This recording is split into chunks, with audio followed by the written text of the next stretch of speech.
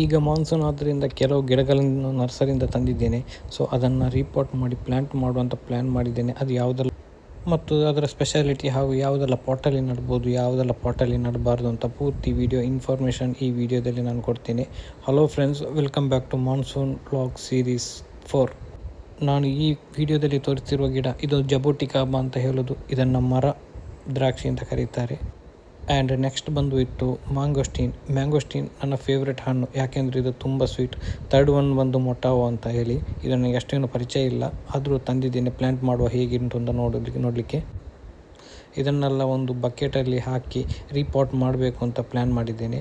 ಅದಕ್ಕೆ ಫಸ್ಟಿಗೆ 3 ಲೇಯರಲ್ಲಿ ಈಗ ನಾನೊಂದು ಕೆಲವು ಅಡಿಕೆಯದ್ದು ಚೂರನ್ನು ಹಾಕ್ತೇನೆ. ಅಡಿಕೆ ಚೂರು ಅಂದರೆ ಅಡಿಕೆ ಸಿಪ್ಪೆ, ಸುಲಿದ ಸಿಪ್ಪೆಯನ್ನು ಹಾಕೋದ್ರಿಂದ ನೀರು ಸುಲಭವಾಗಿ ಡ್ರೈನ್ ಆಗ್ತದೆ. ನೀವು ಅದು ಇಲ್ಲದಿದ್ದರೆ ನೀವು ಬೇರೆ ಒಣಗಿದ ಎಲೆಗಳನ್ನು ಹಾಕ್ಬೋದು. ಅದಾದ ನಂತರ ಸೆಕೆಂಡ್ ಲೇಯರ್ ಮಣ್ಣನ್ನು ಹಾಕ್ತಿದ್ದೇನೆ. ಒಳ್ಳೆ ಗಾರ್ಡನ್ ಸಾಯಿಲನ್ನು ಹಾಕ್ಬೋದು. ನೀವು ಹಾಕುವಂಥ ಮಣ್ಣು ಕಲ್ಲು ರಹಿತವಾಗಿ ಕ್ಲೀನಾಗಿರಬೇಕು, ಅದನ್ನು ಮೇಕ್ ಶೋರ್ ಮಾಡಿ. ನಾನಿಲ್ಲಿ ಈ ಮಣ್ಣನ್ನು ಹಾಕ್ತಾ ಇದ್ದೇನೆ ಸೆಕೆಂಡ್ ಲೇಯರ್ಗೆ. ಟೋಟಲ್ 3 ಲೇಯರ್ ಮೇಂಟೈನ್ ಮಾಡ್ತಿದ್ದೀನಿ, ಯಾಕೆಂದರೆ ಒಂದು ಬಕೆಟಲ್ಲಿ ಪ್ಲ್ಯಾಂಟ್ ಮಾಡುವಾಗ ನಾವು ಎಲ್ಲ ಕೂಡ ನೋಡಬೇಕು. ಅದಕ್ಕೆ ಸಾವಯವ ಗೊಬ್ಬರ ಅಥವಾ ಸಗಣಿ ಗೊಬ್ಬರ ಯಾವುದು ಕೂಡ ಹಾಕ್ಬೋದು. ಅದು ಮೇಲಿನ ಲೇಯರ್ಗೆ ನಾನು ಹಾಕ್ತಾ ಇದ್ದೇನೆ. ಇವಾಗ ನಾನು 2 ಬಕೆಟ್ಗೆ ಇದೊಂದು ಮಣ್ಣನ್ನು ಹಾಕ್ತಾ ಇದ್ದೇನೆ, ಯಾಕೆಂದರೆ ಈ ಒಂದು ಬಕೆಟಲ್ಲಿ ಡ್ರ್ಯಾಗನ್ ಫ್ರೂಟ್ ಇದ್ದು ಕಳ್ಳಿ ನಡುವ ಅಂತ ಪ್ಲ್ಯಾನ್ ಮಾಡ್ತಾ ಇದ್ದೇನೆ. ಡ್ರ್ಯಾಗನ್ ಫ್ರೂಟ್ ಬಂದಿತ್ತು, ಅದೊಂದು ಮರದಾಗೆ ಆಗೋದಿಲ್ಲ, ಅದೊಂದು ಕಳ್ಳಿ ಜಾತಿಯ ಸಸ್ಯ. ಅದಕ್ಕೆ ನೀರು ಅಷ್ಟೇನು ಬೇಕು ಅಂತಿಲ್ಲ. ಆದರೆ ನಾವು ಪಾಟಿಂಗ್ ಮಾಡುವಾಗ ಪಾಟಲ್ಲಿ ಅದಕ್ಕೆ ನ್ಯೂಟ್ರಿಷನ್ ಬೇಕು. ನ್ಯೂಟ್ರಿಯೆಂಟ್ ಪ್ರಾಪರ್ ಇದ್ದರೆ ಮಾತ್ರ ಅದು ಬೆಳೆಯುತ್ತದೆ. ಸೊ ಅದಕ್ಕೋಸ್ಕರ ನಾನಿಲ್ಲಿ ಸಗಣಿ ಗೊಬ್ಬರನ ಹಾಕ್ತಾಯಿದ್ದೇನೆ.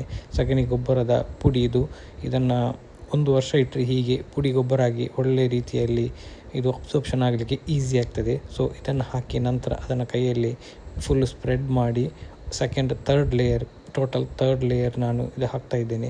3ನೇ ಲೇಯರ್ ಹಾಕ್ತಾಯಿದ್ದೇನೆ. ಇದು ನೀವು ಆರ್ಗ್ಯಾನಿಕ್ ಫರ್ಟಿಲೈಸರ್ ಅಂದರೆ ನೀವು ಈ ರೀತಿ ಸಾವಯವ ಗೊಬ್ಬರ ಹಾಕಿದರೆ ನೀವು ಬೇರೆ ರಾಸಾಯನಿಕ ಗೊಬ್ಬರ ಹಾಕುವ ಅವಶ್ಯಕತೆ ಇರುವುದಿಲ್ಲ. ಇದು ಮಣ್ಣಲ್ಲೇ ಇರುತ್ತದೆ, ಎಷ್ಟು ವರ್ಷ ಹೋದರೂ ಕೂಡ ಏನೂ ಆಗುವುದಿಲ್ಲ.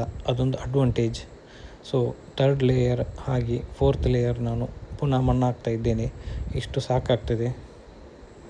ನೀವು ಕೇವಲ ಮಣ್ಣು ಹಾಕದೆ ಅದರೊಟ್ಟಿಗೆ ಗೊಬ್ಬರನ ಹಾಕಲಿಕ್ಕೆ ಮೇಕ್ ಶೋರ್ ಮಾಡಿ. ಅಂದರೆ ಕೇವಲ ಮಣ್ಣು ಹಾಕಿದರೆ ಸಾಲದು, ಒಳ್ಳೆ ನ್ಯೂಟ್ರಿಯೆಂಟ್ ಬೇಕಾದರೆ ಅದಕ್ಕೆ NPK ಅಂದರೆ ನೈಟ್ರೋಜನ್, ಫಾಸ್ಫರೇಟ್ ಆ್ಯಂಡ್ ಸಲ್ಫೇಟ್ ಇದೆಲ್ಲ ನಾವು ಮಿಕ್ಸರ್ ಹಾಕಬೇಕು. ಅದೇ ರೀತಿ ಕ್ಯಾಲ್ಸಿಯಂ ಕೂಡ ಪೌಡರ್ ಹಾಕಿದರೆ ಒಳ್ಳೆಯದು. ಇಲ್ಲಿ ನಾನು ಮತ್ತೊಂದು ಆರ್ಗ್ಯಾನಿಕ್ ಗೊಬ್ಬರನ ಹಾಕ್ತಾಯಿದ್ದೇನೆ, ಅದು ಗೊಬ್ಬರದ ಪೌಡರ್. ಅದು ಯಾವುದು ಪೌಡರ್ ಅಂತ ಮುಂದಿನ ವೀಡಿಯೋದಲ್ಲಿ ನಿಮಗೇನೆ ಗೊತ್ತಾಗ್ತದೆ. ಸೊ ವಿಡಿಯೋ ಇಷ್ಟ ಆದರೆ ವಿಡಿಯೋ ಲೈಕ್ ಮತ್ತು ಸಬ್ಸ್ಕ್ರೈಬ್ ಮಾಡೋದನ್ನು ಮರಿಬೇಡಿ. ಇದು ನಮ್ಮ ಹೊಸ ಚಾನಲ್. ಸೊ ಇವಾಗ ನಾವು again 4th layer 5th layer total maintain ಮಾಡಿದ್ದೇವೆ. 5th ಲೇಯರಲ್ಲಿ ನಾವು ಅಗೇನ್ ಸಗಣಿ ಗೊಬ್ಬರನ ಹಾಕ್ತಾಯಿದ್ದೇವೆ. ಇನ್ನು ಮುಂದಿನ ಸ್ಟೆಪ್ಪಲ್ಲಿ ನಾನು ಹಸಿರು ಗೊಬ್ಬರನ ಹಾಕ್ತಾಯಿದ್ದೇನೆ, ಗೊಬ್ಬರದ ಪೌಡರ್. ಅದು ಯಾವುದು ಅಂತ ನಿಮಗೆ ನಾನು ಆಲ್ರೆಡಿ ವಿಡಿಯೋದಲ್ಲಿ ಹೇಳಿದ್ದೆ ಮೊದಲು.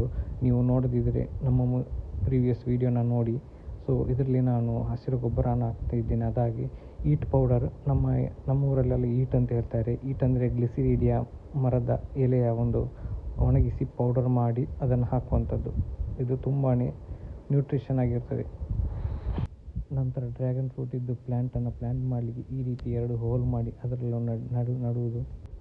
ನಡುವಾಗ ಮುಖ್ಯವಾಗಿ ಗಮನಿಸಬೇಕಾದದ್ದು 2ರಿಂದ 3 ಇಂಚಿ ಅಡಿಗೆ ಹೋಗಬೇಕು. ಇಲ್ಲದಿದ್ದರೆ ಅದು ಬೇರು ಬರಲಿಕ್ಕೆಲ್ಲ ಸ್ವಲ್ಪ ಕಷ್ಟ. ಅದು ಅಲ್ಲದೆ ಅದು ಮೇಲೆ ಇದ್ದರೆ ಬೀಳುವ ಸಂಭವ ಕೂಡ ಇರುತ್ತದೆ ನೀವು ನೀರು ಹಾಕುವಾಗ. ಅದನ್ನು ಮುಖ್ಯವಾಗಿ ನೀವು ಗಮನಿಸಬೇಕು. ನಾವೇನು ಫಸ್ಟ್ ಲೇಯರಲ್ಲಿ ಅಡಿಕೆಯದ್ದು ಸಿಪ್ಪೆಯನ್ನು ಹಾಕಿದ್ದೇವೆ. ಸೊ ಅದಾದ್ದರಿಂದ ನೀರು ಉಳಿಯುವುದಿಲ್ಲ, ಈಸಿಯಾಗಿ ಡ್ರೈನ್ ಆಗ್ತದೆ. ಈಗ ಇದು ರೆಡಿ ಆಯಿತು. ಇದನ್ನು ನಾವು ಒಂದು ಕಡೆ ಪ್ಲೇಸ್ ಮಾಡಲಿಕ್ಕೆ ಇಡ್ತೇವೆ. ಸೂರ್ಯನ ಬಿಸಿಲು ಒಳ್ಳೆಯದಾಗಿ ಬೀಳುವ ಕಡೆ ನಾವು ಇದನ್ನು ಇಡಬೇಕು. ಇಲ್ಲಿ ಆಲ್ರೆಡಿ ಒಂದು ಅಬಿಯೋ ಫ್ರೂಟ್ ಇದ್ದು ನಟ್ಟಿದ್ದೇನೆ, ಬಟ್ ಅದರಲ್ಲಿ ಎಲೆಗಳು ಏನೂ ಇಲ್ಲ, ಕೇವಲ ಕಾಂಡ ಮಾತ್ರ ಇರೋದು. ಎಲೆಗಳೆಲ್ಲ ಹುಳು ತಿಂದು ಅದು ಹೋಗಿತ್ತು. ಅದು ಪುನರ್ ಎಲೆ ಚಿಗುರು ಬರ್ತಾ ಇದೆ. ಸೊ ಅದರೊಟ್ಟಿಗೆ ನಾವಿಟ್ಟು ಇಲ್ಲಿ ಒಂದು ಗಾರ್ಡನ್ ಸೆಟಪ್ ಮಾಡುವಂಥ ಪ್ಲ್ಯಾನ್ ಮಾಡ್ತಿದ್ದೇನೆ. ಸೊ ಅದರೊಟ್ಟಿಗೆ ಲಿಂಬೆದ್ದು ಗಿಡ ಇದೇ ಬಕೆಟಲ್ಲಿ ಇರೋದು. ನಿಮ್ಮ ಮನೆಯಲ್ಲಿ ಕೂಡ ಈ ಥರದೊಂದು ಬಕೆಟ್ ಇದ್ದರೆ ಇಂಥ ಬಕೆಟಲ್ಲಿ ನೀವು ಪಾಟಿಂಗ್ ಮಾಡಲಿಕ್ಕೆ ಟ್ರೈ ಮಾಡಿ. ಯಾಕೆಂದರೆ ಈ ಥರದ್ದು ಬಕೆಟಲ್ಲಿ ನಿಮಗೆ ಸಾಧಾರಣ ಒಂದು 5-6 ಫೀಟ್ ಎತ್ತರದ ಗಿಡಗಳನ್ನು ಕೂಡ ಹಾಕ್ಬೋದು. ಮುಂದಿನ ಗಿಡ ಜಬೋಟಿಕಾಬಾ ಕೂಡ ನಾವು ಪಾಟಲ್ಲೇ ಬೆಳೆಯಬಹುದು. ಅದಕ್ಕೋಸ್ಕರ ನಾನು ಪಾಟಲ್ಲೇ ಇಟ್ಟಿದ್ದೇನೆ. ಮುಂದಿನ 6 ತಿಂಗಳ ಕಾಲ ಯಾವುದೇ ಒಂದು ಪಾಟ್ ಚೇಂಜ್ ಮಾಡುವ ಅಗತ್ಯ ಇರುವುದಿಲ್ಲ. ಸೊ ಇದಕ್ಕೆ ಕೂಡ ಮೇಲಿಂದ ಕಳೆಗಳನ್ನೆಲ್ಲ ತೆಗೆದು ಕಸ ಎಲ್ಲ ತೆಗೆದು ಅದಕ್ಕೆ ಕೂಡ ಸ್ವಲ್ಪ ಸಗಣಿ ಗೊಬ್ಬರವನ್ನು ಹಾಕಲಿಕ್ಕೆ ನಾನು ಪ್ಲ್ಯಾನ್ ಮಾಡ್ತಾ ಇದ್ದೇನೆ. ಇನ್ನು ಮುಂದಿನ ವಿಡಿಯೋದಲ್ಲಿ ನಾನು ಇನ್ನಷ್ಟು ಇಂಟ್ರೆಸ್ಟಿಂಗ್ ಕಂಟೆಂಟನ್ನು ನಾನು ತರ್ತೇನೆ. ಸೊ ನಮ್ಮ ಚಾನಲ್, ನಮ್ಮ ವಿಡಿಯೋ ಇಷ್ಟ ಆದರೆ ಸಬ್ಸ್ಕ್ರೈಬ್ ಮಾಡೋದನ್ನು ಮರೆಯಬೇಡಿ ಹಾಗೂ ಸಪೋರ್ಟ್ ಮಾಡಿ ಸಣ್ಣ ಚಾನಲ್ಗೆ. ನಾನು ಯೂಟ್ಯೂಬ್ ಶಾರ್ಟ್ ಹಾಗೂ ಇನ್ನಷ್ಟು ಇನ್ಸ್ಟಾಗ್ರಾಮ್ ಮತ್ತು ಫೇಸ್ಬುಕ್ಕಲ್ಲಿ ಕೂಡ ಪೋಸ್ಟನ್ನು ಹಾಕ್ತಾ ಇರ್ತೇನೆ. ನಿಮಗೆ ಇಷ್ಟವಾದರೆ ಅಲ್ಲಿ ಕೂಡ ನೀವು ಹೋಗಿ ಚೆಕ್ ಮಾಡ್ಬೋದು. ಲಿಂಕನ್ನು ನಾನು ಕೊಟ್ಟಿರ್ತೇನೆ. ನನ್ನಲ್ಲಿ ಹೆಚ್ಚಿನವರು ಕೇಳಿದರು, ನೀವು ಆ ಹಸಿರು ಗೊಬ್ಬರನ ನೀವು ಯಾವ ರೀತಿ ತಯಾರು ಮಾಡಿದ್ದು ಅಂತ. ಅದರ ವಿಡಿಯೋವನ್ನು ನಾನು ರೀಲ್ಸಲ್ಲಿ ಅಪ್ಲೋಡ್ ಮಾಡಿದ್ದೇನೆ ಆಲ್ರೆಡಿ. ನೀವು ಅದನ್ನು ಹೋಗಿ ಚೆಕ್ ಮಾಡ್ಬೋದು. ಅದು ಗಿಡಗಳಿಗೆ ನೈಟ್ರೋಜನ್ ಆಗಿ ಒಳ್ಳೆಯ ರೀತಿಯಲ್ಲಿ ವರ್ಕ್ ಆಗ್ತದೆ. ಸೊ ಅದನ್ನು ನಾನು ಹೆಚ್ಚು ಹಾಕ್ತೇನೆ. ಇನ್ನು ಮುಂದಿನ ಸ್ಟೆಪ್ಪಲ್ಲಿ ಚಿಕ್ಕು ಗಿಡವನ್ನು ನೆಡಬೇಕು. ಸೊ ಅದಕ್ಕೋಸ್ಕರ ನಾನಿಲ್ಲಿ ಫಸ್ಟ್ ಲೇಯರಿಗೆ ಮರದ ಹುಡಿಯನ್ನು ಹಾಕಿದ್ದೇನೆ. ಇದು ಬನಾನಾ ಚಿಕ್ಕು ವೆರೈಟಿ, ಸ್ವಲ್ಪ ಉದ್ದವಾಗಿ ದೊಡ್ಡದಾಗಿ ಬರುವಂಥ ಒಂದು ಚಿಕ್ಕು ವೆರೈಟಿ. ಸೆಕೆಂಡ್ ಲೇಯರಿಗೆ ಮಣ್ಣು ಹಾಕಿ ಹಾಗೂ ಥರ್ಡ್ ಲೇಯರಲ್ಲಿ ನಮ್ಮ ಗೊಬ್ಬರವನ್ನು ಹಾಕಿ ಅದನ್ನು ಸ್ಪ್ರೆಡ್ ಮಾಡಬೇಕು. ಮತ್ತು ಅದರಲ್ಲಿದ್ದ ಕಲ್ಲನ್ನೆಲ್ಲ ತೆಗೆದು ಬಿಸಾಡಿ ಅದರ ನೆಕ್ಸ್ಟ್ ಲೇಯರಿಗೆ ನಾನು ಹಸಿರು ಗೊಬ್ಬರವನ್ನು ಹಾಕ್ತಾ ಇದ್ದೇನೆ. ಅದರಲ್ಲಿ ಪ್ರಾಪರಾಗಿ ಮಣ್ಣಿನಲ್ಲಿರುವ ನ್ಯೂಟ್ರಿಯೆಂಟ್ ಪ್ರಾಪರಾಗಿ ಮೇಂಟೈನ್ ಆಗಬೇಕು. ಸೊ ಅದಕ್ಕೋಸ್ಕರ ಹಾಕ್ತಾ ಇದ್ದೇನೆ. ಅಗೈನ್ ಫೋರ್ತ್ ಲೇಯರಲ್ಲಿ ಗೊಬ್ಬರನ ಹಾಕ್ತಾ ಇದ್ದೇನೆ. ಒಂದಂತೂ ನೆನಪಿಡಿ, ನೀವು ಯಾವುದೇ ನರ್ಸರಿಯಿಂದ ತಂದ ಗಿಡ 1-2 ದಿನ ಹಾಗೆಯೇ ಬಿಟ್ಟುಬಿಡಿ. ಯಾಕೆಂದರೆ ನಿಮ್ಮ ಎನ್ವೈರ್ಮೆಂಟ್ಗೆ ಅದು ಸೆಟ್ ಆಗಬೇಕು. ಆಗಲೂ ಅದು ಕೂಡ ಬಾಡಿ ಇದ್ದರೆ, ನೀವು ಸ್ಪೆಷಲಿ ಆನ್ಲೈನಲ್ಲೆಲ್ಲ ಪರ್ಚೇಸ್ ಮಾಡಿದ ಗಿಡ ಇದ್ದರೆ ಅದನ್ನು 1 ವಾರ ನೀರಲ್ಲಿ ನೆನೆಸಿಡಿ. ಯಾಕೆಂದರೆ ನೀರಿಲ್ಲದೆ ಅದು ಬಾಡಿ ಹೋಗಿರುತ್ತದೆ. ಸೊ ನಮ್ಮ ಎನ್ವೈರ್ಮೆಂಟ್ಗೆ ಕೂಡ ಸೆಟ್ ಆಗಬೇಕು ಅಂತಂದರೆ ನಾವು ಅದನ್ನು ಪ್ರಾಪರಾಗಿ ಕೇರ್ ಮಾಡುವುದು ತುಂಬ ಅತ್ಯಗತ್ಯ. ಸೊ ಇದು ಕೂಡ ನಾನು ತಂದು 2-3 ದಿನ ಹಾಗೆಯೇ ಬಿಟ್ಟುಬಿಟ್ಟಿದ್ದೆ. ನಂತರ ಈಗ ರಿಪಾಟಿಂಗ್ ಮಾಡ್ತಾ ಇದ್ದೇನೆ. ಸೊ ನೀವೇನು ನೋಡ್ತಿದ್ರೆ ವಿಡಿಯೋದಲ್ಲಿ ಈ ಗಿಡಗಳೆಲ್ಲ ಗ್ರಾಫ್ಟಿಂಗ್ ಮಾಡಿದ ಗಿಡ ಸ್ವಲ್ಪ ಜೀವ ತುಂಬಲಿಕ್ಕೆ ಸ್ವಲ್ಪ ಟೈಮ್ ತಗೊಳ್ತದೆ. ಯಾಕೆಂದರೆ ಅದು ಗ್ರಾಫ್ಟಿಂಗಿಂದ ಆದ ಗಿಡ ಆದ್ದರಿಂದ ಸ್ವಲ್ಪ ಅದಕ್ಕೆ ಇನ್ನೂ ಕೂಡ ನ್ಯೂಟ್ರಿಯೆಂಟ್ನ ಅತ್ಯವಶ್ಯಕತೆ ಇದೆ. ಅದಕ್ಕೋಸ್ಕರ ನಾನೊಂದು ಈ ಮೆಥಡಲ್ಲಿ ಪಾಟಿಂಗ್ ಮಾಡ್ತಾ ಇರೋದು. ಸೊ ನಿಮಗೆ ಬೇಕಾದರೆ ಇನ್ನಷ್ಟು ಆರ್ಗ್ಯಾನಿಕ್ ಗೊಬ್ಬರ ಅಥವಾ ಬೇರೆ ಯಾವುದಾದ್ರೂ ಆ್ಯಡ್ ಮಾಡ್ಬೋದು. ಅಂದರೆ ನೀವು ಕೈಬೇವನ್ನು ಅದರದ್ದು ಏನು ಹಿಂಡಿ ಸಿಗ್ತದೆ ಅದು ಕೂಡ ಹಾಕ್ಬೋದು. ಅದು ಹಾಕುವುದರಿಂದ ಬ್ಯಾಕ್ಟೀರಿಯಾ ಹಾಗೂ ಇತರ ಸೂಕ್ಷ್ಮಾಣುಜೀವಿಗಳ ಬಾಧೆಯಿಂದ ತಡೆಗಟ್ಟುತ್ತದೆ. ಮುಂದಿನ ದಿನಗಳಲ್ಲಿ ಹೇಗೆ ನೀವು ಕೇರ್ ಮಾಡ್ಬೋದು ಅಂತ ನಾನು ವಿಡಿಯೋನ ಹಾಕ್ತೇನೆ. ಮತ್ತು ಈ ಗಿಡಗಳೆಲ್ಲ ಯಾವ ರೀತಿ ರಿಸಲ್ಟ್ ಕೊಟ್ಟಿದೆ ಅಂತ ನಾನು ನಿಮಗೆ ಲೈವ್ ಆಗಿ ನೆಕ್ಸ್ಟ್ ವೀಡಿಯೋದಲ್ಲೆಲ್ಲ ತೋರಿಸ್ತೇನೆ. ಸೊ ನಿಮಗೆ ವಿಡಿಯೋ ಇಷ್ಟ ಆದರೆ ಸಬ್ಸ್ಕ್ರೈಬ್ ಮಾಡೋದನ್ನು ಮರಿಬೇಡಿ. ಈಗ ನಾನು ಪಾಟಿಗೆ ಹಾಕಿದ ಚಿಕ್ಕು ಗಿಡವನ್ನು ನಾನು ಬಿಡಿಸ್ತಾ ಇದ್ದೇನೆ. ಮಣ್ಣು ತುಂಬ ಗಟ್ಟಿಯಾಗಿತ್ತು, ಅಂದರೆ ನೀರಿನಂಶ ಇರಲಿಲ್ಲ. ಸೊ ಅದನ್ನೆಲ್ಲ ಬಿಡಿಸಿ ಅದನ್ನು ಸ್ವಲ್ಪ ಸಡಿಲ ಮಾಡಿ ಪಾಟಿಂಗ್ ಮಾಡ್ತಾ ಇದ್ದೇನೆ. ನೀವು ಕಾಣ್ಬೋದು ಇದರ ಅಡಿಯಲ್ಲೆಲ್ಲ ಬೇರು ಇದೆ, ಆದರೆ ಫುಲ್ ಡ್ರೈ ಆಗಿತ್ತು, ತುಂಬ ಗಟ್ಟಿಯಾಗಿತ್ತು ಈ ಮಣ್ಣುಗಳೆಲ್ಲ. ಅದನ್ನೆಲ್ಲ ಬಿಡಿಸುವಾಗ ನನಗೆ ಸ್ವಲ್ಪ ಟೈಮ್ ತಗೊಂಡಿತ್ತು.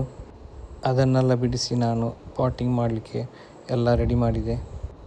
ಇದನ್ನೆಲ್ಲ ಪ್ರಾಪರ್ ಸೆಟ್ ಮಾಡಿ ಒಂದು ಕಡೆ ಪ್ಲೇಸ್ ಮಾಡಿದೆ. ಇದಕ್ಕೆಲ್ಲ ಒಳ್ಳೆ ಬಿಸಿಲು ಬೇಕು.